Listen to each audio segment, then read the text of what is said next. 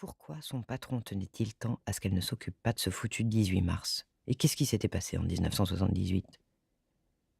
Il fit mentalement une note à sa secrétaire pour qu'elle se renseigne dans les archives du journal. Agnès Rameau ne serait jamais le genre de maîtresse que le maire Samuel Dolph pourrait emmener au golf ou dans une réunion des maires de France. Mais elle avait d'autres talents. Elle était de taille moyenne, avec un nez retroussé et des yeux de chat, des lèvres pulpeuses et rieuses, et un corps fait de courbes successives et suggestives disposées aux bons endroits. C'était une blonde, une vraie blonde.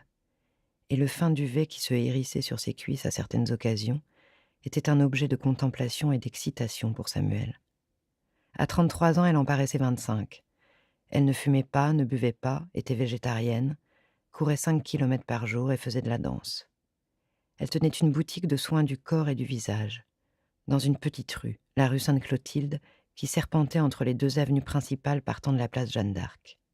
Elle habitait au-dessus de sa boutique, dans un appartement douillet où le rose dominait.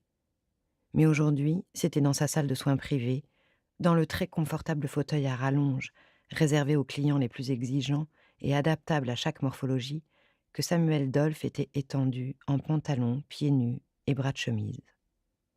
Agnès avait fermé à clé la porte, donnant sur la rue pour qu'il ne soit pas dérangé.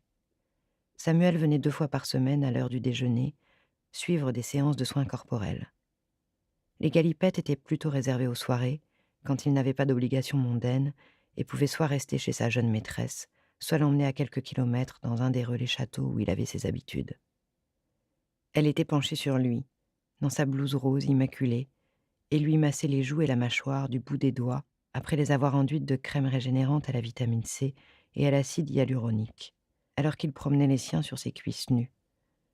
C'était une situation qu'il goûtait avec délice, mais elle prit fin abruptement quand son portable résonna sur la tablette disposée à droite du fauteuil.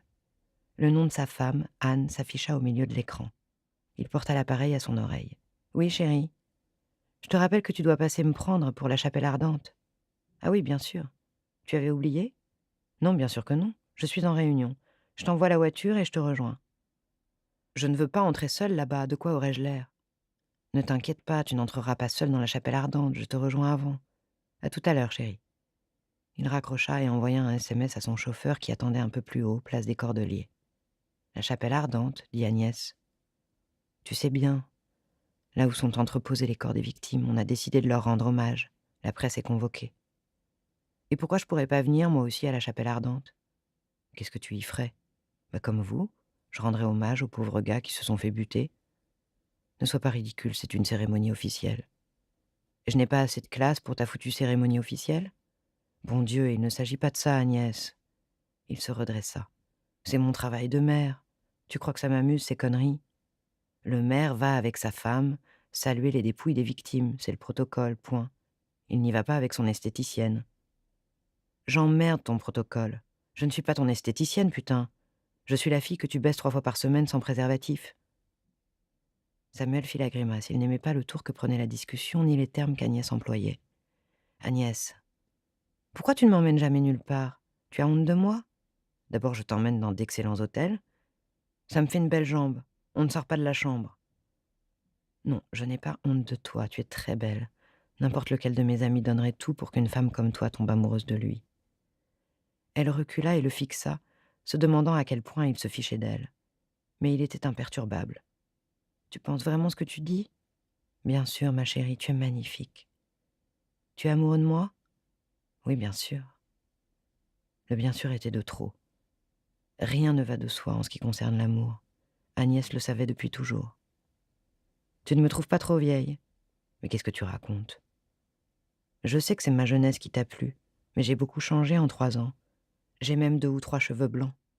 Ne dis pas de bêtises, Agnès. Tu es belle comme le jour. Tu es belle comme un rêve de pierre. Un rêve de pierre ? Tu te fous de moi ? Bien sûr que non. Une pierre inaltérable, genre marbre ou albâtre. Genre marbre ? Genre frigide, c'est ça que tu veux dire ? Arrête. Je te revois tout à l'heure ? Elle fit la moue. Bah, je serai peut-être occupée. Allez. Après la chapelle ardente, je t'emmène au château de la Garde. On n'y est pas encore allé et ils viennent de changer de chef. Un type venu de Paris, spécialisé dans les desserts. Mais des desserts qui ne font pas grossir, paraît-il. Ça te dit ? Et ta femme, elle va en penser quoi? Que j'ai une réunion tardive à la mairie, comme d'habitude. Si tu veux, on passera la nuit là-bas. Et elle va rien remarquer. Elle prend des tonnes de somnifères ces temps-ci. Elle se détourna, malgré tout satisfaite de cette petite victoire, et rangea 2 flacons de produits dans l'armoire vitrée. En refermant l'armoire, elle saisit le reflet de Samuel en train d'enfiler ses chaussures et sa veste.